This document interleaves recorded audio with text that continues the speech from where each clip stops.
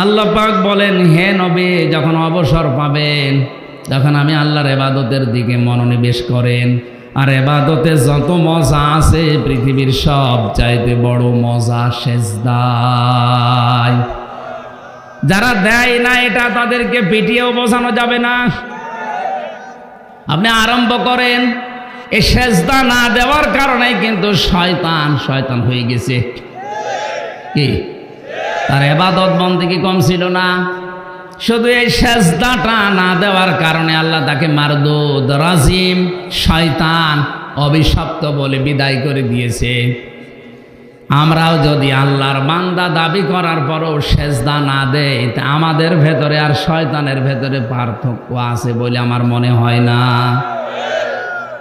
আমি একটা ঘটনা পড়েছিলাম কোন কিতাবে জানো, শয়তান পর্যন্ত ভয় পায় যে লোকটা আমার আল্লাহকে সেজদা দেয় না তাকে, কারণ ও জানে যে আমি সেজদা না দিয়ে কি হয়েছি। মানুষের আকৃতি নিয়ে একটা লোকের সাথে দোস্তি করেছে, সারাদিন সারা রাত তার সাথে ঘোরাফেরা করছে। হঠাৎ এসার সময় ডাক দিয়ে বলছে, ভাই আপনি থাকেন, আমি গেলাম। কেন? সারাদিন তো ভালো ছিলেন। শয়তান এবার তার আসল পরিচয় দিয়ে বলে, তুমি আমাকে চেনো? বলে, না, আমি মারদুদ, আমি রাজিম, আমি শয়তান, আমি অভিশপ্ত। আমি তোমার কাছে থাকতে চাই না, এই কারণে আমি মাত্র একটা সেজদা দেইনি। আল্লাহর একটা হুকুম লঙ্ঘন করার কারণে মহান আল্লাহ আমার সব কিছু ব্যর্থ করে দিয়েছে, চির জাহান্নামী বলে ঘোষণা দিয়েছে। অথচ তুমি আজকে আর সারাদিন সারা রাতে 17টা সেজদা তোমার উপরে ফরজ ছিল, একটা সেজদাও তুমি দাওনি। আমার তো ভয় হচ্ছে তোমারে নিয়ে, আমার একটা সেজদা না দিয়ে যদি এই গজব নাজিল হয়, তোমার 17 রাকাত নামাজ পড়ার কথা ছিল, ফরজ নামাজ, অন্তত একটা সেজদাও দিলে না। আল্লাহ না জানি রাগ হয়ে তোমার উপর যে গজব নাজিল করবে, ওইটাই আমি পর্যন্ত আমার ধ্বংস হয়ে যায় কিনা। এজন্য শয়তান পর্যন্ত ভয় পায় বেনামাজিকে।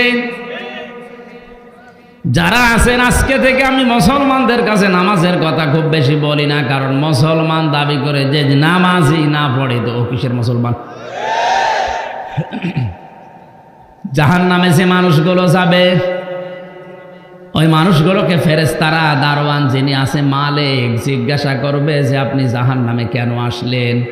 যত মানুষ জাহান্নামে যেছে ওরা এক বাক্যে জবাব দেবে, ক্বালু লাম নাকু মিনাল মুসাল্লিন, যেমন নামাজ পড়তাম না। কুমিল্লাবাসী বিবেকের কাছে প্রশ্ন করেন, কোন হিন্দু কি বলবে আমি নামাজ পড়তাম না? হ্যাঁ, না, কারণ নামাজ পড়ে না। কোন খ্রিস্টান বলবে আমি নামাজ পড়তাম না? কোন ইহুদি বলতে পারে? কথা বলে না কেন? কোন বৈদ্য বলবে আমি নামাজ পড়তাম না, কারণ ওদের নামাজ নেই? এ কথা বলতে পারে তাহলে মুসলমান? যাদের নামাজ আছে বলেন, জানেন নামাজ? তাহলে যে মুসলমান দাবি করার পরেও নামাজ পড়ে না, এটা সূরা মুদ্দাসসিরের আয়াত, আল্লাহর ফতোয়া, লোকটা জাহান্নামে যাবে। আপনি আর কারো ফতোয়া লাগবে? ওরা এক বাক্যে বলবে, তাও কলু বহু বছর লাম নাকু মিনাল মুসাল্লিন, জাহান্নামে এসেছি পয়লা নম্বর কারণ মুসলমান দাবি করতাম কিন্তু নামাজ পড়তাম না। এই জন্য যত বড় কঠিন অবস্থা হোক, সেজদা যেন আপনার জীবনে ফৌত হয়ে না যায়, নষ্ট না হয়, এটা অনেক দামি জিনিস।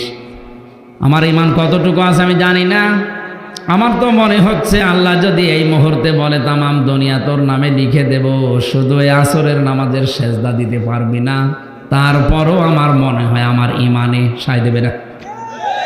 আমার এই ভাঙ্গা চোরা ঈমানের যদি অবস্থা হয়, আপনারা তো আল্লাহর ওলি বসে আছেন সব, এই মুহূর্তে সিদ্ধান্ত নিয়ে বাড়ি যাওয়া লাগবে। আল্লাহ যত কঠোর পরিস্থিতি আসুক দুনিয়ায়, আমি ফরজ নামাজ ছেড়ে দেব না। লিল্লাহি তাকবীর। মাহফিল সাকসেস ইনশাআল্লাহ, যদি আপনি কথা ঠিক রাখতে পারেন। ওয়াজ করেন মাগরিব পর্যন্ত, আসর পড়ব না। সাহাবা একরাম আল্লাহর দরবারে কবুল হওয়ার পেছনে যতগুলো কারণ ছিল তার ভেতরে অন্যতম কারণ হচ্ছে সেজদা।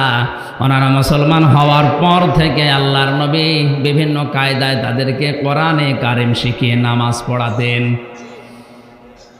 অন্তত নামাজ ফরজ পড়তে সূরা ফাতিহা বাদ দিয়ে যে কোনো নামাজ আদায় করতে 2টা বা 4টা সূরা শুদ্ধ করে জানাই লাগবে, মাস্ট বি। এই যে কষ্ট করে যারা দাঁড়িয়ে আছেন গরমের ভেতরে, তাদের এই মাহফিলেই এসে ডবল সওয়াব হচ্ছে। যারা আরামে আমরা বসে আছি, আমাদের সওয়াব যদি একটা হয়, ইবাদতে যদি কষ্ট কেউ পায়, পরিশ্রম বেশি হয়, ওই ইবাদতে নবীজি বলেন ডবল সওয়াব পাওয়া যায়। এই জন্য নামাজের এই সূরাগুলো শুদ্ধ করতে যাদের কষ্ট হয়, মুখ দিয়ে বের হতে চায় না, আপনি চেষ্টা চালান আজকের থেকেই।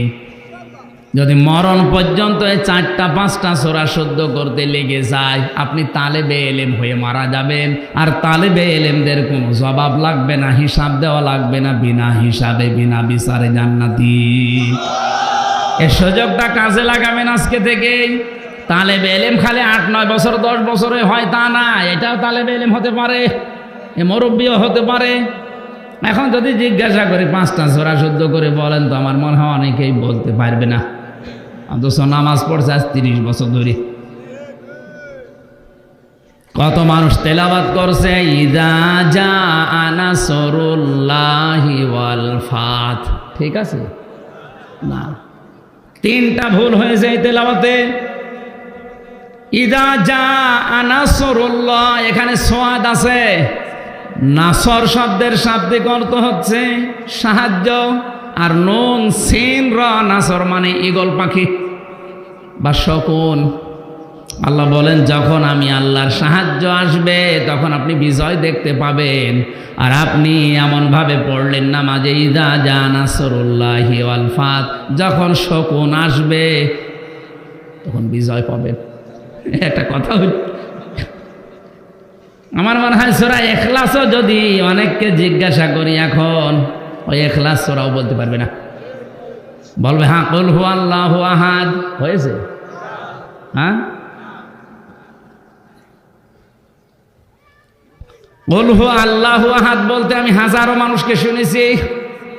এই যে পেছনে পুলিশ বসে আছে দাড়ি মুখে, যেমন মনে হয় যদি জিজ্ঞাসা করা হয় উনি ওইটাই বলবে কুল হুয়াল্লাহু আহাদ। একটু খেয়াল করে পড়েন কুল হুয়াল্লাহু আহাদ, আল্লাহু সামাদ। সামাদ মানে অভাব ওয়ালা, যার অভাব আছে, আর সমাদ মানে যার অভাব নেই। শুধু একটা অক্ষর উচ্চারণে আকাশ পাতার অর্থ পাল্টে যাচ্ছে। আজকে থেকে তালবে ইলম হওয়ার নিয়তে 5টা সূরা শুদ্ধ করাই লাগবে। রাজি আছেন না? যেহেতু এটা মাদ্রাসার মাহফিলে, মাদ্রাসায় যে দরকার হয় সময় দিয়ে শুদ্ধ করে নেবেন। আরবি গ্রামারে সর্বোচ্চ 8 থেকে 10টা ভালোভাবে কায়দা একটু রপ্ত করতে পারলে কোনো সে শুদ্ধ হয়ে যাবে, খুব বেশি লাগে না। নামাজ ভাঙ্গার কারণ আছে 19টা। কয়টা বলেন না কেন? নামাজ ভাঙ্গার কারণ 19টার ভেতরে পয়লা নাম্বার কারণ হচ্ছে নামাজে যদি কেউ কোরআনে কারিম অশুদ্ধ পড়ে, যত সুন্দর করে নামাজ পড়ুক, নামাজ ভেঙে যায়, নষ্ট হয়ে যায়। অথচ 100 জনের 95 জন মানুষ এরকম লাইনে আছে। আমরা নামাজে আনন্দ পাই না, নামাজের ভেতরে মজা পাই না সেজদা দিলে। কেন পাবেন? কারণ নামাজের ভেতরে যে সেজদায় কথা বলা লাগে, ও কথা আমরা নামাজে বলতে পারি না, বুঝিও না। আমি নাম নিলাম না, বিএনপির একজন বড় নেতা আমার পাশের রুমে ছিল। ওনারে বললাম কি করে সময় কাটান? 3টা বছর আপনিও আছেন এক ঘরে, আমিও আছি এক ঘরে, কি করে কাটান? বলে হুজুর রাতের বেলা তো ঘুম আসতে চায় না, কারণ বাইরে যা রেখে এসেছি কিয়ামত পর্যন্ত হায়াত পেলেও কমবে না। তো ঘুম আসে না ওইসব চিন্তায়। এই জন্য রাত 2টার সময় 2:30টার সময় উঠে সেজদায় পড়ে থাকি। 1.5 ঘন্টা 2 ঘন্টা সেজদায় পড়ে আসি। আনন্দও লাগে, মজাও লাগে, বাইরের কথা ওই সময় আর মনে হয় না। একটা সাধারণ মানুষের যদি এই অবস্থা হয়, আপনি জানেন, শোনেন, বোঝেন কি বলতে চাচ্ছেন। এই জন্য পৃথিবীর সব কিছু বলার আসল জায়গা তাহাজ্জুদের নামাজের সেজদায়। অসজুদ ওয়াকতারিব, আল্লাহ পাক বলেন, হে নবী, সাহাবীরা আপনাকে প্রশ্ন করছে মানুষ কখন আমার নিকটে চলে আসে। আপনি বলেন আমার বান্দারা যখন সেজদায় পড়ে যায় তখন আমি আল্লাহর একেবারে কাছে চলে আসি। রহমানের বান্দার এই গুণটা আমাদের দরকার আছে না নেই? অন্তত নিজের ভেতরে আনন্দ তৈরি করতে হলো আজকে চেষ্টা করেন। রাত 3টা, 3:30, 4টার সময় উঠে যদি সেজদায় পড়ে, হ্যাঁ আমি এখানে একটা মাসলা বলি, ফরজ নামাজে বাংলায় কিছু বলা যাবে না। ফরজ নামাজে, নফল নামাজে, সুন্নাত নামাজে যদি কেউ সেজদায় বাংলায়ও দোয়া করে, বাংলায় মনের কথাগুলো বলে, অসুবিধা নেই। কথা বুঝতেছেন?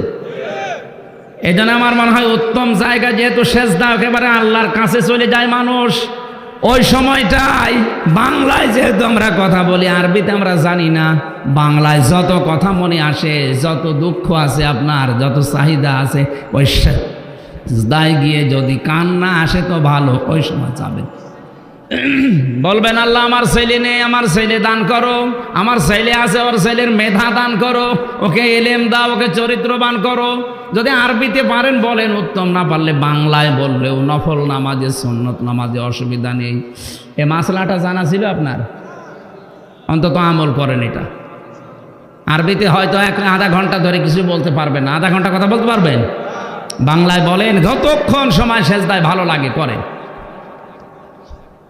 হযরতে আয়েশা বলেন, নবীজি সেজদায় এত বেশি সময় কাটাতেন, আমার মনে হয়তো নবীজি সেজদায় মনে হয় মরে গেছে।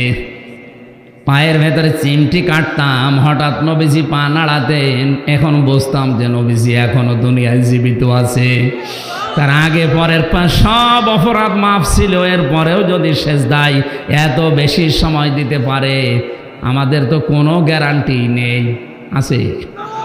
সেজদায় গেলেই মানুষ যেন কেমন ছটফট করে তাড়াতাড়ি উঠে পড়তে চায়। একটু সময় দিয়ে সেজদা দেন। রব্বুল আলামিন বলেন, রহমানের বান্দাদের আর একটা গুণ হচ্ছে, আল্লাযীনা ইয়াকুলুনা রব্বানা সিরিফ আন্না আযাবা জাহান্নাম। তারা বলবে, রব্বুল আলামিন তুমি আর যাই করো, আমাদেরকে জাহান্নামে দিও না। এখানে কয়েকটা মাসলা বলবো, ভালো করে খেয়াল করেন। এটা যে কত বড় ভয়ঙ্কর জায়গা। আল্লাহ রাব্বুল আলামিন জাহান্নামের কথা বলতে গিয়ে যে বর্ণনাগুলো কোরআনে দিয়েছেন, নবীজি বলেন, আমি মসজিদে নববীতে বসা থাকা অবস্থা একবার কেঁপে উঠলাম। সাহাবীরা বলে, হুজুর আপনি কাঁপলেন?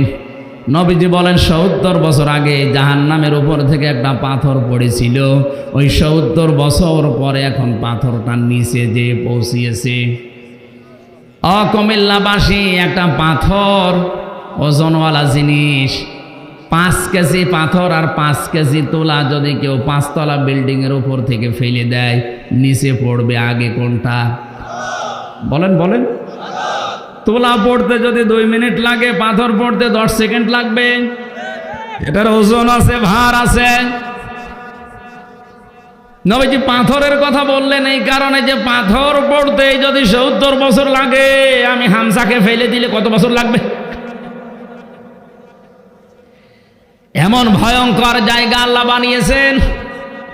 যত মানুষ হজে গিয়েছে, এখানে হাজে বিভিন্ন হাজির নাম দেখলাম আমি, এরা যখন সেজদা কাবা শরীফ তাওয়াফ করার সময় রুকনে ইয়ামিনে থেকে হজরে আসওয়াদ, এই ফাঁকা জায়গাটা যখন পার হয়, লক্ষ লক্ষ হাজিরা এই দোয়াটা পড়ে, রব্বানা আতিনা ফিদ দুনিয়া হাসানা ওয়া ফিল আখিরাতি হাসানা ওয়া কিনা আযাবান নার। সূরা বাকারার 201 নম্বরে আয়াতটা সবাই পড়ে এই সময়টা। ওই সময় বুঝি নাই, কিন্তু এখন বুঝতেছি কেন পড়ে। আল্লাহর কাছে বলা হচ্ছে, রব্বুল আলামিন তুমি দুনিয়ায় হাসানা দাও, আখিরাতে হাসানা দাও, আর জাহান্নাম থেকে আমাদেরকে বাঁচাও। তাফসীর পড়তে গিয়ে আমি দেখেছি দুনিয়ার হাসানা 10টা। কয়টা? কেউ যদি 10টা জিনিস দুনিয়ায় পায়, সে যেন এই দোয়া কবুল করাতে পেরেছে। আখেরাতের হাসানা 5টা। ওয়াকিনা আযাবান্নার, জাহান্নামের আগুন থেকে তুমি আমাদেরকে বাঁচাও। জাহান্নাম থেকে কেউ যদি বাঁচতে চায় তাহলে তার কাজ করা লাগবে দুনিয়ায় একটা। কয়টা? দুনিয়ার হাসানা 10টা, আখেরাতের হাসানা 5টা, জাহান্নাম থেকে বাঁচার উপায় সব মিলে 16টা। কয়টা? আয়াতের উপরে যেহেতু আমার আলোচনা নেই, এই জন্য 16টা পয়েন্ট বলতে গেলে 1-1.5 ঘন্টা লাগবে। ওদিকে না, আমার শেষ কথা ছিল ওয়াকিনা আযাবান্নার। আমি একা না, কিনা বহু বছর। আমাদের সবাইকে তুমি অন্তত জাহান্নামের আগুন থেকে বাঁচাও। বাঁচার উপায় কয়টা? জোর হলো না, সবাই বলেন। বাঁচতে চান তো? আমি কি বলতে পারি? ইয়া আইয়ুহাল্লাযীনা আমানু হাল আদুল্লুকুম আলা তিজারাতিন তুনজিকুম মিন আযাবিন আলীম। আল্লাহ পাক বলেন, ইমানের দাবি যদি করো, এমন একটা ব্যবসা তোমাদেরকে দালালাত করব, ইঙ্গিত দেব, বলে দেব, সন্ধান দেব, যে ব্যবসা করলে জাহান্নামের আগুনে যাওয়া লাগবে না। এ ব্যবসাটা করতে হলে 3টা মূলধন লাগবে, পুঁজি লাগবে। তো ওমিনুনা বিল্লাহি ওয়া রাসূলিহি ওয়া তুজাহিদুনা ফি সাবিলিল্লাহ বিআমওয়ালিকুম ওয়া আনফুসিকুম যালিকুম খায়রুল লাকুম ইন কুনতুম তা'লামুন। একটু খেয়াল করেন, কেউ যদি আল্লাহর উপরে বিশ্বাস করে, রাসূলের উপরে বিশ্বাস করে, এই দাবি 2টা সামনে রেখে তার জীবন এবং মাল এই 2টা দিয়ে সর্বাত্মকভাবে আল্লাহর রাস্তায় সে জিহাদ করবে, যালিকুম খায়রুল লাকুম, এইটাই ভালো কাজ। এইটা ইন কুনতুম তা'লামুন, যদি তোমরা বুঝে থাকো। এবার আয়াতের বাস্তবতায় তাকান। জাহান্নাম থেকে বাঁচার জন্য আল্লাহ ব্যবসার কথা বললেন, ব্যবসার মূলনীতিগুলো বললেন। তাফসীর পড়তে গিয়ে আমি তাফসীরে ইবনে কাসিরের ভেতরে দেখেছি, হারাপ নামক একটা দেওয়াল আল্লাহ বানাবেন। ওই দেওয়ালে কিছু মানুষকে দাঁড় করিয়ে রাখবেন। ওদেরকে আল্লাহ জান্নাতেও দেবে না, জাহান্নামও দেবে না। সাহাবেরা বলে, হুজুর ওদেরকে আল্লাহ জান্নাতে দিচ্ছে না, কারণ কি? আল্লাহর নবী বলেন, এই মানুষগুলো দুনিয়াতে আর যাই করুক না কেন, মা বাবার সাথে খারাপ আচরণ করত, এই কারণে আল্লাহ ওদেরকে জান্নাতে দিচ্ছে না। এই আয়াত অনুযায়ী, হাদিস অনুযায়ী প্রমাণ হয়, দুনিয়ায় যত ভালো কাজই করেন, মা বাবার মনে যদি কেউ জায়েজ কোনো কারণে দুঃখ দেয়, তার জন্য জান্নাত হারা। আসতে বলেন, জাহান্নামে দিচ্ছে না কেন? নবীজি বলেন, এরা দুনিয়াতে ভালো কাজ কম করে নাই।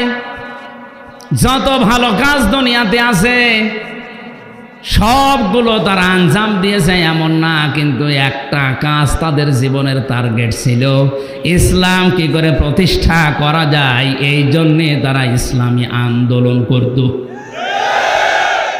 এই আয়াত এবং হাদিস অনুযায়ী ফতোয়া বের হয়, জাহান্নামে যাওয়া লাগবে না যদি দুনিয়ায় মানুষ ইসলাম কায়েমের জন্য আন্দোলন করে।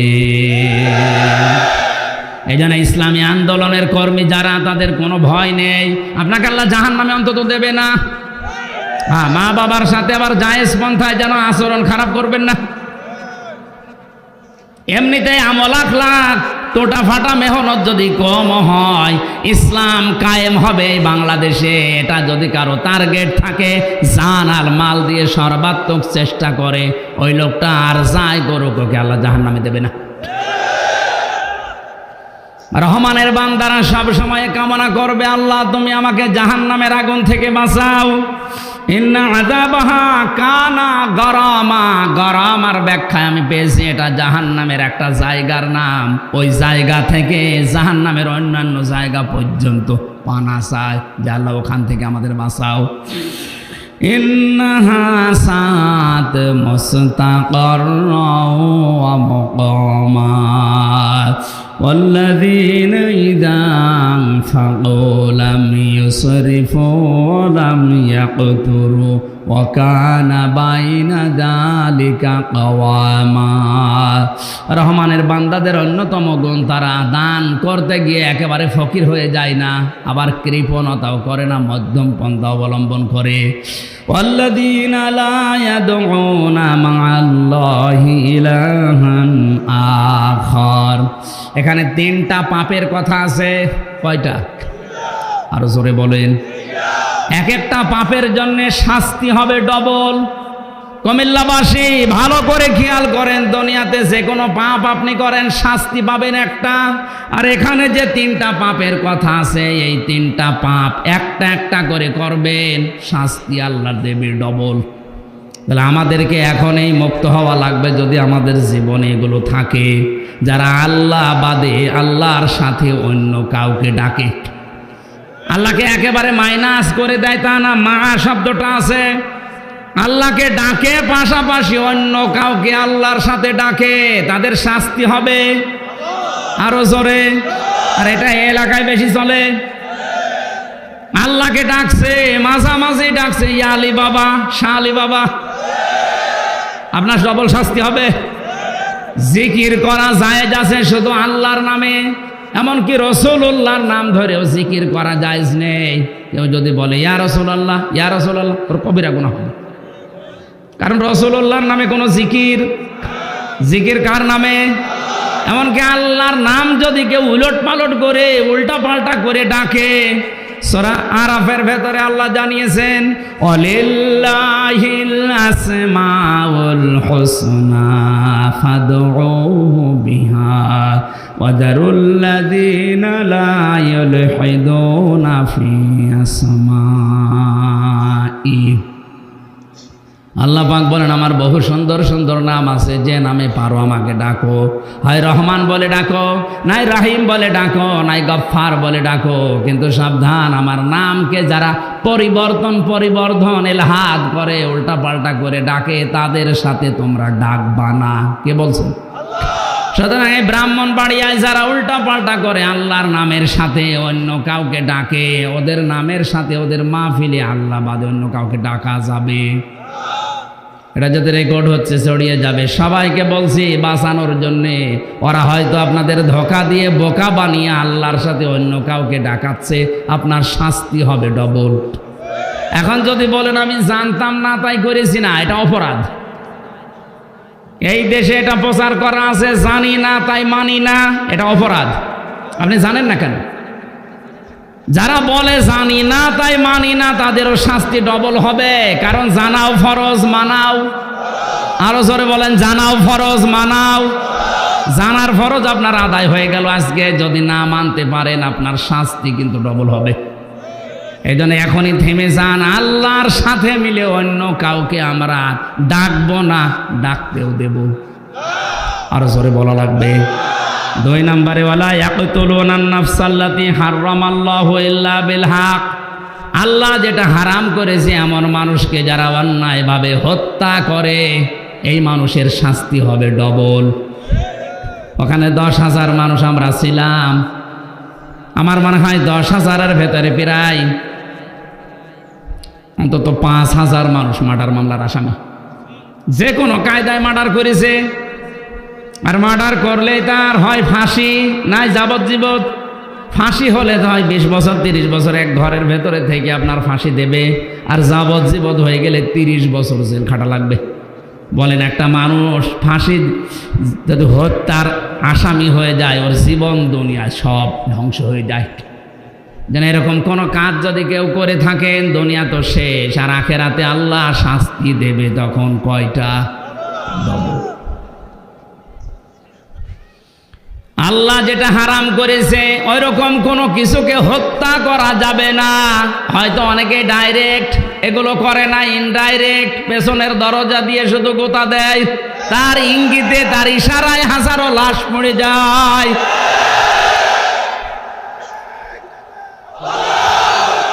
একটা মানুষ হত্যা করলে তাকে মেরে ফেলা লাগবে, এটাই কোরআনের নিয়ম। আর একটা মানুষ যদি 1000 মানুষ হত্যা করার কারণ হয়ে দাঁড়ায়, তাকে কতবার মারা লাগবে? এই যে ইসরায়েলের এই শয়তান প্রধানমন্ত্রী, ওর নাম নিতেও আমার ঘৃণা হয়, ওর ইঙ্গিতে ওর ইশারায় কত মানুষ মারা গেছে। 20,000-এর উপরে মুসলমানের দুনিয়া থেকে শহীদ হয়ে গেল ওর ইঙ্গিতে ইশারায়। তাহলে ওরে 20,000 বার মারা লাগবে। তাহলে দুনিয়ায় তো ওর অত জীবন নেই, ওর তো জীবন একটা, একবার মেরে ফেললে 19,999 জীবন কে দেবে? এই জন্যই আল্লাহ কিয়ামত বানিয়েছে। এক একটার জন্য ওর শাস্তি হবে কয়টা? ডবল। ওয়ালা ইয়াসনুন, 3 নম্বরে পাপ হচ্ছে যারা জেনা করে, এদের শাস্তি হবে ডবল। আর বাংলাদেশে এখন বিভিন্ন কায়দায় জেনা বেড়ে যাচ্ছে। সবচাইতে মারাত্মক লাগছে আমার এই শরীফ থেকে শরীফার এই পৃষ্ঠাটা পড়ে। মানে বাস্তবতা বোঝেন, সকালে একজন শরীফ, বিকালে বলছে আমি শরীফা। এখন যদি এটা রাষ্ট্রীয়ভাবে কায়েম হয়ে যায় তাহলে এর বাধ্য হয়ে হোস্টেলে সিট দেওয়া লাগবে, মহিলা হোস্টেলে। কথা বলে না কেন? ও মাল যতই দাবি করুক আমি শরীফা, জিনিস তো শরীফ। মহিলা হোস্টেলে আপনার বোন আছে, আপনার মেয়ে আছে, ও যদি থাকে ঝামেলা মানে কি? সামনে কি হবে আপনি টের পাচ্ছেন? পরবর্তী প্রজন্ম যা আসবে সব জারজ। কোন দিকে নিয়ে যাচ্ছে শুধু ইঙ্গিত দিলাম। এই জন্যই তো এই বিষয়টা বাদ দেওয়ার জন্য আহ্বান জানাচ্ছি।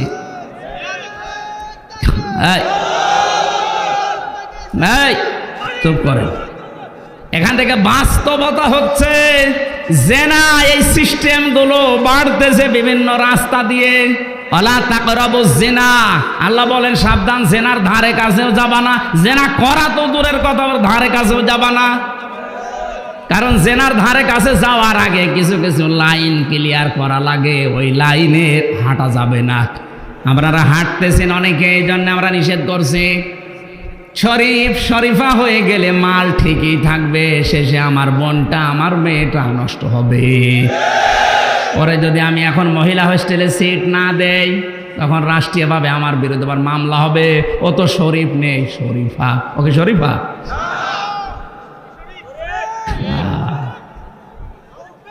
শুধু বইয়ের পাতায় যদি থাকতো সত্যি কিছু বলতাম না, কিন্তু এমন জায়গায় চলে যাবে বাকি 10 বছর পরে দেখা যাচ্ছে যারও যে ভরে গেছে দেশ।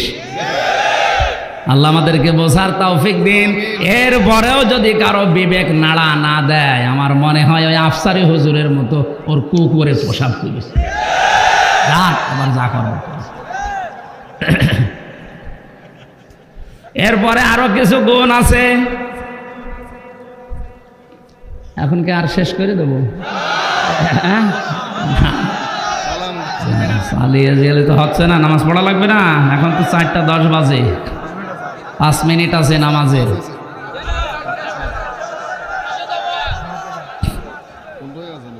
ইল্লা মান তাবা ওয়া আমানা ওয়া আমিলা আমালান সালিহান ফাউলাইকা ইউবাদদিলুল্লাহু সাইয়্যাতিহিম হাসানাত ওয়া কানাল্লাহু গফুরুর রহিমা। আল্লাহ পাক বলেন, কিন্তু যারা তাওবা করবে, ফিরে আসবে, এই গুনাহগুলো থেকে যারা মুক্ত হয়ে ফিরে আসতে পারবে, তাওবা করবে, এই মানুষগুলোর জীবনের অপরাধগুলো শুধু আল্লাহ মাফ করেই দেবে না, বাকি জায়গাটা নেকি দিয়ে পাল্টিয়ে দেবে। জোরে বলেন সুবহানাল্লাহ। আল্লাযীনা লা ইয়াশহাদুনা যুর, যারা মিথ্যা সাক্ষ্য দেবে না। ওয়াইদা মাররু বিল্লাগবি মাররু কিরামা, অনর্থক কোনো কাজ এবং কথা তারা বলবে না। মোবাইল যারা চালান, ঘন্টার পরে ঘন্টা অনর্থক বিষয়ে আপনি সময় নষ্ট করছেন, এইটাও রহমানের বান্দার গুণ নয়। আল্লাহ আমাদের হেফাজত করুন। আল্লাযীনা ইযা যুক্কিরু বিআয়াতি রাব্বিহিম লাম ইয়াখিরু আলাইহা সুম্মা ওয়া উমিয়ানা, কোরআন দিয়ে যখন তাদেরকে সতর্ক করা হয়, রহমানের বান্দারা বধির বোবা অন্ধের মতো আচরণ কোরআনের সাথে করবে না। আল্লাহ হেফাজত করুন, বলেন আমিন। রহমানের বান্দাদের শেষ গুণ হবে ওরা মোনাজাত করবে আল্লাহর কাছে। ওয়াল্লাযীনা ইয়াকুলুনা রাব্বানা হাব লানা মিন আজওয়াজিনা وذرياتنا قرة أعين واجعلنا للمتقين إماما আল্লাহ রাব্বুল আলামিন বলেন কিতাবুন উনজিলা ইলাইকা ফালা ইয়াকুম ফি সাদরিকা হারাজুম মিনহু লিতুনযিরা বিহি ওয়া যিকরা লিল মুমিনিন। সূরা আরাফের এই 2 নম্বর আয়াতে আল্লাহ জানিয়েছেন, হে নবী, এই যে কিতাব কোরআনে কারীম আপনাকে আমি দিলাম, এটা শুধু চমা খাবেন আর টাকের উপরে রেখে দেবেন। হারাজম মিনহু লিতুনযিরা বিহি, এটা দিয়ে মানুষদেরকে সতর্ক করবেন, ভয় দেখাবেন, কিন্তু আপনার মনের ভেতরে যেন কোনো সংকীর্ণতা, সংশয়, সন্দেহ, দুর্বলতা কাজ না করে। এই জন্য গজল আমি 2 কলি বলেই নিয়েছি, আল্লাহ তুমি আমাকে ওমরের মতো দারাজ দিল দাও, বলেন আমিন। আমার একটা স্বপ্ন পূরণ করো ও গো দয়াময়, তোমার কথা বলতে গিয়ে না পাই যেন ভয়, আমি তোমার পথে চলতে গিয়ে না পাই যেন ভয়। কোরআন উপস্থাপন করার যে ধরন আমরা এই আয়াতে পেয়েছি, হারাজুন, মনের ভেতরে কোনো সংকীর্ণতা, সংশয়, সন্দেহ, দুর্বলতা যেন কাজ না করে। তাফসিরে ফি জিলালিল কোরআন সাইয়্যিদ কুতুব লিখেছেন হারাজনের ব্যাখ্যা 2টা। 1 নম্বরে, হে নবী, কোরআন দিয়ে যখন আপনি মানুষদেরকে সতর্ক করবেন, অনেকেই আপনার বক্তব্য না বুঝে রাজনীতি মনে করে মন খারাপ করতে পারে। এটা এখনো এই জেলায় শুরু হয়নি না, আমি এই যে রাজনীতি করতে পারে, মন খারাপ করতে পারে, এই শব্দটাকে বানালাম। আমার একটা শব্দ যদি উলট পালট হয়, যারা আলেম আছে তাদেরকে বলছি সঙ্গে সঙ্গে ধরবে। আমি সব পড়ে এসেছি। কোরআনের কথা বলতে গেলেই কিছু মানুষ মনে করে রাজনীতি। আরে কোরআন বাদ দিয়ে তো রাজনীতি হয় না, কোরআন বাদ দিয়ে যে রাজনীতি হয় ওটা দুর্নীতি। আপনি বিশ্বের দিকে তাকান, কোরআনে কারীম দিয়েই যারা রাজনীতি করে তাদের চরিত্র ঠিক আছে। কোরআনের বাইরে যারা আছে, আল্লাহ নিজে দায়িত্ব নিয়ে তাদেরকে আরো খারাপ বানিয়ে দিয়েছে। ওদেরকে খারাপ বানিয়ে দিল কেন? এখানে কত আলেম বসে আছে, লক্ষ্য করেন। মানিত্তাবাল হুদা বিগাইরিল কোরআন আদাল্লাহুল্লাহ, তিরমিজি শরীফের হাদিস। নবীজি বলেন, কোরআন বাদ দিয়ে যদি পৃথিবীর কোন জায়গায় কেউ ভালো হওয়ার নিয়তেও যায়, আদাল্লাহ ইউদিল্লু বাবে ইফআল, বাংলা অর্থ দাঁড়াবে আল্লাহ নিজে দায়িত্ব নিয়ে ওই লোকটাকে গোমরা বানিয়ে দেবে। তাহলে ও বলছে সুবহানাল্লাহ। এই যে মাথায় তার কাটা আছে।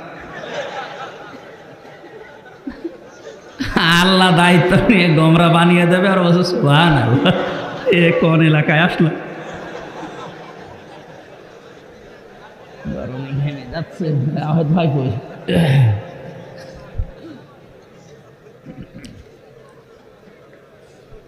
হাদিস দ্বারা যেটা আমি প্রমাণ পেয়েছি ব্যাখ্যায়, যদি নবী দল্লা ইয়াযিল্লু দিতেন, বাংলা অর্থ আসতো আপনি নিজেই নিজেকে খারাপ বানিয়ে ফেলেছেন। বাবে ইফআল থেকে শব্দটা আসার কারণে একটু ভয়ঙ্কর হয়ে গেছে। কোরআন যেখানে নেই, কোনো মানুষ যদি নিয়ত করেও যায় যে আমি ভালো হব, আল্লাহ নিজে দায়িত্ব নিয়ে তাকে আরো খারাপ বানিয়ে দেবে। সুতরাং আজকের এই ময়দানে এই হাজারো মানুষকে সিদ্ধান্ত নেওয়া লাগবে, কোরআন যেখানে নেই আমি ওখানে আর দুনিয়ায় যাব না। কারণ ওখানে গেলে আমাকে খারাপ বানাবে কে? হামজা বানিয়ে দেবে? আল্লাহ বানাবে। কোরআন যেই দলে নেই ওই দল যদি আমার বাবাও প্রতিষ্ঠাতা হয় আমি ও দলে নেই, কারণ ওখানে থাকলে আমাকে গোমরা বানাবে। কোরআন যেই পীরের দরবারে নেই, কোরআনের কর্মসূচি দিয়ে পীরের দরবার চলে না। ও দরবার যদি আমার বাবাও প্রতিষ্ঠাতা হয় ও দরবারে আমি। কারা কারা এই হাদিসের এই অংশটা মানবেন দেখি? লিল্লাহে তাকবীর। এই দেখেন তো হাত তোলেনি কে? তাকবীর দেওয়ার দরকার নেই, ঠিক আছে, আলহামদুলিল্লাহ। ভাই ওয়াজ তো হয়ে গেছে নাকি? হ্যাঁ, আলেম যারা আছে জিজ্ঞাসা করেন, ওয়াজ হয়ে গেছে। এখন এইটুকু মেনে চলতে পারলে আর ওয়াজ বছরে বছরে দেওয়া লাগবে? অষ্টম বাৎসরিক লেখা আছে, 8 বছর কি দরকার? কোরআন যেখানে নেই সেখানে আমি যাব না, ওয়াজ হয়ে গেছে। ওখানে গেলে আমাকে গোমরা বানিয়ে দেবে কে? এই জন্য হারাজনের প্রথম ব্যাখ্যা হচ্ছে, আপনি কোরআন দিয়ে যখন মানুষদেরকে সতর্ক করবেন, হয়তো অনেক শ্রোতা আছে এমন না বুঝে আন্দাজে মন খারাপ করতে পারে। এটা এখন বাংলাদেশে দিন দিন বেড়ে যাচ্ছে। দ্বিতীয় নম্বর, কোরআনে কারিম দিয়ে যখন আপনি তাফসির করবেন, তাফসির মানে খুলে ফেলা, তাফসির মানে উলঙ্গ করা, খোলস দেওয়া আছে, খোলস ফেলে দেওয়া, উন্মুক্ত করা। তাফসির করলে সমাজে, পরিবারে, রাষ্ট্রে আপনার 3.5 হাত বডি দিয়ে যে সমস্ত খোলস নিয়ে আসেন এগুলো খুলে পড়ে যাবে। কথা বুঝতেছেন? আবহমান কাল থেকে এবাদত মনে করে অনেক মানুষ অনেক কিছু এদেশে মনে মনে করছে যে এটা এবাদত। কোরআনের তাফসির করলে ওইগুলো টিকবে না। আসতে বলেন। ওগুলো যখন টিকবে না, ওই মানুষগুলো আপনাকে নিয়ে এসেছিল হাদিয়া তোফা নজর নিয়াজ দেওয়ার জন্য, তখন দেখবে যে কি বলে আমাদের সাথে তো এ মেলে না, কারণ আমি যে সমাজনীতি করি এর সাথে কোরআনের মিল নেই, আমি যে রাজনীতি করি এর সাথে কোরআনের মিল নেই, আমি যে দরবার চালাই এর সাথে কোরআনের মিল নেই। সুতরাং এর হাদিয়া তোফা নজর নিয়াজ সব বন্ধ করে দাও। হে নবী, আপনি এই দিকেও তাকাবেন না, আপনি আমি আল্লাহর দিকে তাকিয়ে মানুষদেরকে সতর্ক করেন। লাস্তা আলাইহিম বিমুসাইতির, আপনাকে আমি দারোগা পুলিশ করে দুনিয়ায় পাঠাই, নিজে পিটিয়ে মানুষ হেদায়েত করা লাগবে, দরকার নেই। সঠিক কথাগুলো তুলে ধরেন। যিকরা লিল মুমিনিন, মুমিনদের জন্য এটা উপদেশ। কোরআনে কারীম মুমিনদের জন্য কি? আরো জোরে বলেন কি? ওই উপদেশ বাণী থেকে আজকে আমরা সূরা আল ফুরকান থেকে 63 নম্বর আয়াত পড়েছি। এখান থেকে শেষ পর্যন্ত মহান আল্লাহ তার বান্দা হওয়ার জন্যে 12টা গুণ অর্জন করার তাকিদ দিয়েছেন। আমরা আল্লাহর এই উপদেশকে সামনে রেখে জীবনে যতদিন অন্তত বেঁচে আছি এই 12টা গুণ যেন অর্জন করতে পারি, বলেন আমিন। দরুদ আর সালাম পাঠ করে আমরা আরম্ভ করছি। এখানে একটা কথা বলার দরকার। আবহমান কাল থেকে অনেক এবাদত, বিশেষ করে আপনার কুমিল্লা ব্রাহ্মণবাড়িয়া এলাকায় চলছে, সারা বাংলাদেশ এটা জানে। অধিকাংশ মানুষগুলো আন্দাজে এবাদত বানিয়ে চালিয়ে নিচ্ছে। কোরআনের তাফসির করলে এগুলো টিকবে না। যারা এগুলো বানিয়েছে ওরাও জানে যে এগুলো ইসলাম না। এই জন্য হারাজনের ব্যাখ্যায় আমি পেয়েছি, হে নবী আপনি দেখবেন যে ওগুলো আসলে টেকে না, তখন ওদের মন খারাপ হবে। কারণ ইসলামের মধ্যে নতুন কিছু আবিষ্কার করাই বেদাত। এটা যে এত বড় জঘন্য কাজ, মেশকাত শরীফের যেটা হাদিস বলছে, নবীজি বলেন কিয়ামতের ময়দানে 2 শ্রেণীর মানুষকে আমি সুপারিশ করব না, আর নবীর সুপারিশ না পেলে জান্নাত পাওয়া। আরো আসতে, আপনি যদি জান্নাতেই না পান, 41 সাল না 81 সাল পর্যন্ত হায়াত পেয়েও কোনো লাভ নেই। ফামান যুহজিহা আনিন নারি ওয়া উদখিলাল জান্নাতা ফাকাদ ফাজ। আমাল হায়াতুদ দুনিয়া ইল্লা মাতাউল গুরুর। আল্লাহ পাক বলেন ওই লোকটার জীবন সফল যাকে আমি আল্লাহ জাহান্নামের আগুন থেকে মুক্ত করে জান্নাতি বলে ঘোষণা দিয়ে দিয়েছি।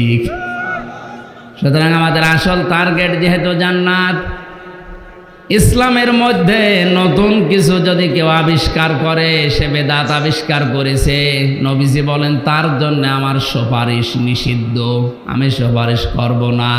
দ্বিতীয় নম্বরটা একটু কঠিন, তারপরও বলছি, জালিম শাসকের যারা তোষামত করে চলে তারা নবীর সুপারিশ পাবে না। এটা যেহেতু এই দেশে এখন চলে না, এই জন্য ওইটা না বলাই ভালো ছিল। ওইটা চলছে আমেরিকায়। আল্লাহ আমাদেরকে এই দুইটা কাজ থেকে যেন অন্তত মরণ পর্যন্ত বাঁচিয়ে রাখেন, বলেন আমিন। রহমানের বান্দা যারা তাদের 12টা গুণ অর্জন করা লাগবে। রহমান নিজেই জানিয়েছেন, ইবাদুর রহমানিল্লাযীনা ইয়ামশুনা আলাল আরদ। আমরা বান্দা কার? আরো জোরে। এ কথা বলতে আমাদের কি লজ্জা লাগে? না, আমরা আরো আনন্দ পাই। আমরা যদি বলতাম আমরা পীরের বান্দা, পীরের গোলাম, তাহলে আমরা লজ্জা পেতাম। আমরা এমন এক সত্তার গোলাম পরিচয় দিচ্ছি যার হাতে সব কিছু। এখান থেকে একটা মাসলা বের হয়, বাংলাদেশ সহ বিশ্বে যারা বলে ক্ষমতার উৎস জনগণ, তারা এ আয়াত অনুযায়ী কুফরি করে। এই বিশ্বাসে যারা আছেন তারা ফিরে আসবেন। আল্লাহ কিন্তু সব গোনা মাফ করে দেবে, ইচ্ছা করলে শিরিকের গোনা উনি মাফ করবেন না। আর এটা শিরিক। ক্ষমতার উৎস একচ্ছত্র মালিকানা আল্লাহর। আপনি মানেন না বাস্তবে, সেটা আলাদা, কিন্তু আপনাকে বিশ্বাস করা লাগবে ক্ষমতার উৎসকে নাকি জনগণ। বিশ্বাস যারা ঢুকিয়ে আমাদেরকে মুশরিক বানাতে চায়, এদের থেকে সতর্ক থাকা লাগবে। আমাদের দুনিয়া আখিরাত সব ধ্বংস করে দেবেন আপনি এই ছোট্ট একটা কথার কারণে। ফাদখুলি ফি ইবাদি ওয়াদখুলি জান্নাতি। আমার বান্দাদের সাথে শামিল হও, আমার জান্নাতে প্রবেশ করো। সুতরাং বান্দা না হলে, গোলাম না হলে, দাস না হলে আপনি জান্নাতে যেতে পারবেন না। এই জন্য আল্লাহ বলেন আমার বান্দা যারা, আমি রহমানের বান্দার প্রথম গুণ হবে এরা হবে নম্র, ভদ্র। মাটিতে যখন চলবে মাথা নিচু করে এদিক ওদিকে না তাকিয়ে মনে হবে যেন আসলে রহমানের বান্দা হেঁটে যাচ্ছে। এই গুণটা আজ দিন দিন আমাদের ভেতর থেকে উধাও হয়ে যাচ্ছে। কয়েকদিন আগে একটা হাদিস পড়তে গিয়ে আয়াতের ব্যাখ্যায় আমি আশ্চর্য হয়ে গেছি যে আমার এই 33 বছরের জীবনে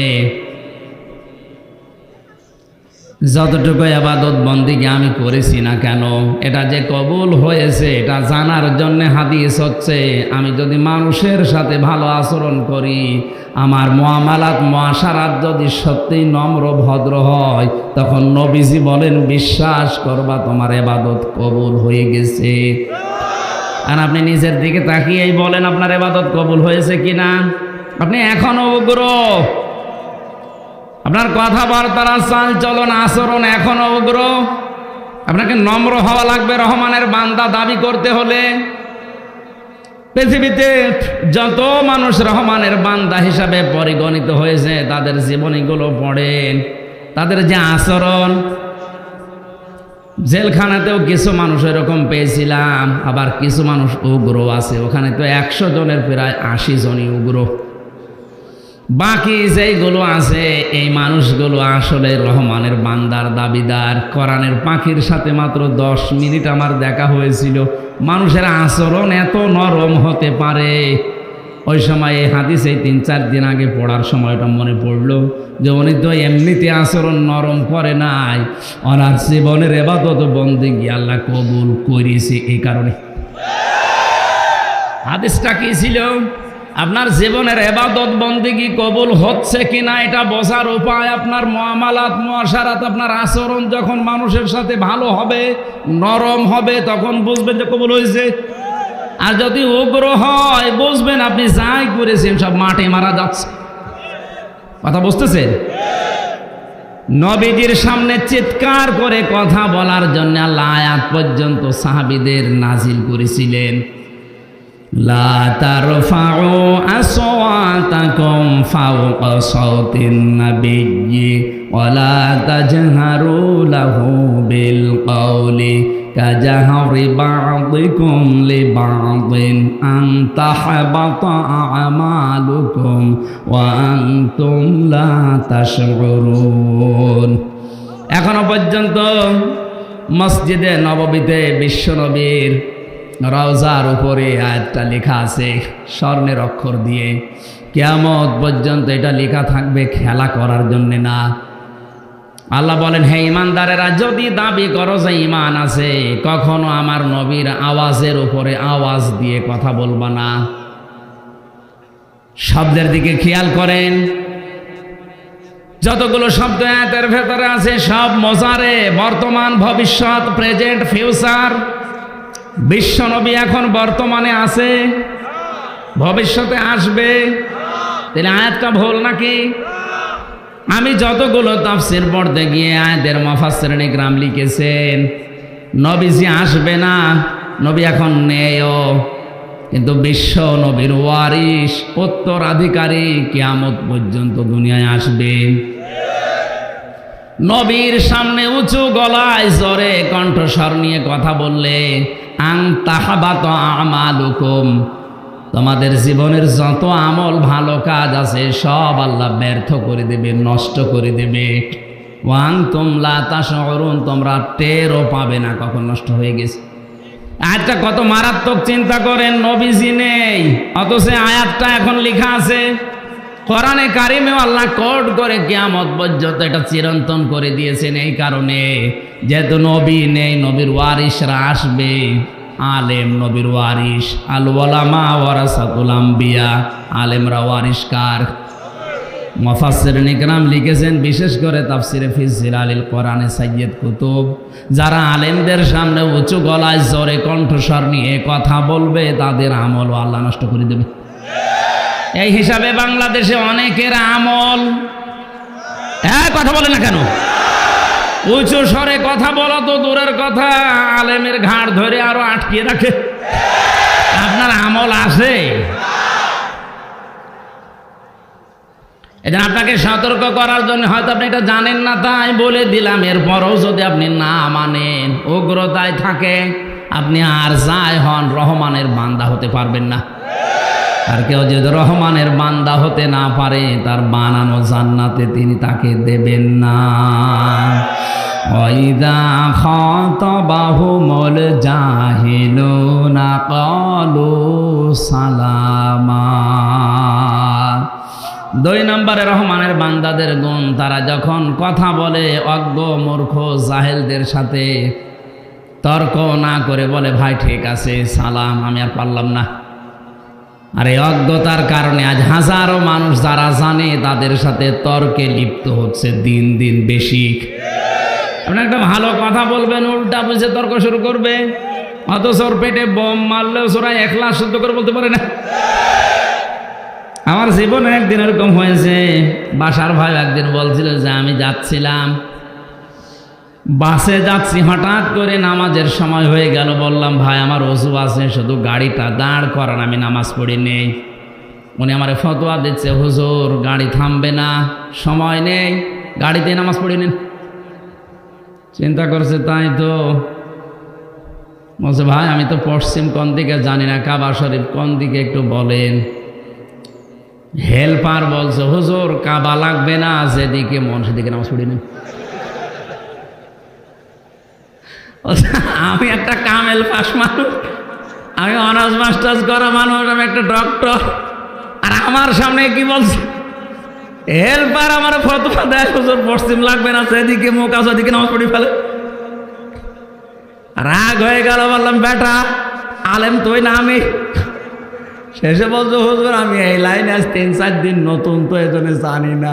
এইটা তো বলবি যে জানি না, যে আন্দাজে তর্ক করছিলি।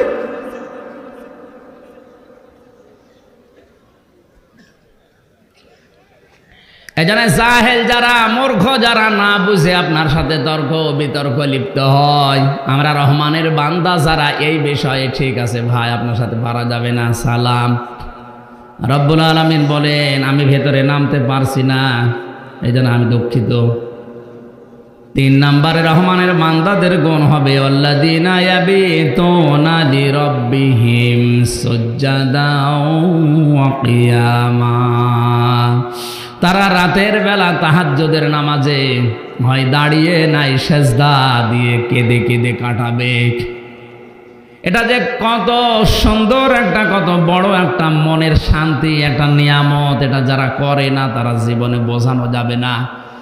কোনো মানুষ যদি বলে মিষ্টি কেমন, না খেলে বোঝানো যাবে। দুনিয়ায় যত শান্তির কাজ আসে সবচাইতে বড় শান্তির কাজ তাহাজ্জুদের নামাজে সেজদায় কান্নাকাটি করা। এটা এতদিনও বাইরে থাকতে ভালো বুঝতাম না। 3 বছর যেহেতু এক ঘরের ভেতরে 24 ঘন্টা তালা মারা থাকতাম, ওখানে তো আর কোনো কাজ নেই। রাতের বেলা ঘুম না আসলে এমনিতেই নামাজে দাঁড়ানো লাগে।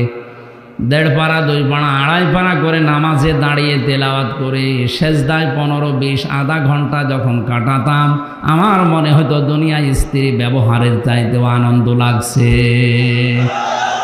ওই মজাটা এখন আর পাওয়া যাচ্ছে না। আপনি একটু চেষ্টা করেন। ফাইদা ফারাগতা ফানসাব ওয়া ইলা রাব্বিকা ফারগাব। আল্লাহ পাক বলেন, হে নবী যখন অবসর পাবেন তখন আমি আল্লাহর ইবাদতের দিকে মনোনিবেশ করেন। আর ইবাদতে যত মজা আছে পৃথিবীর সব চাইতে বড় মজা সেজদায়।